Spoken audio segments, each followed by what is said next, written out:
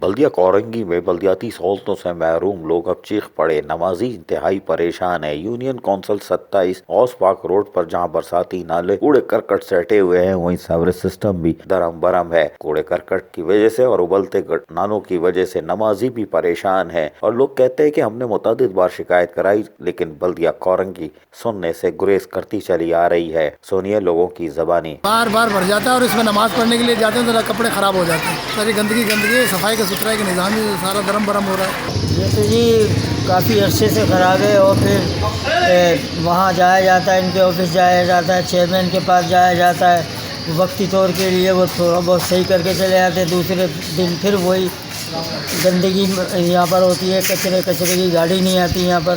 یہ دیکھیں حال، ایک مہینہ دو مہینے ہو جاتے ہیں کچرے کی گاڑی یہاں پر نہیں آتی، اور سیوریج کا نظام تو بہت ہی گندا ہے۔ بلدیہ کورنگی کے تو یہ صرف غوث پاک روڈ کی ایک تصویر ہے۔ لانڈھی، کورنگی، ملیر شاہ فیصل کے لوگ بلدیاتی سہولتوں سے محروم ہیں۔ عزیز عارف، KBS بلدیاتی نیوز، کراچی۔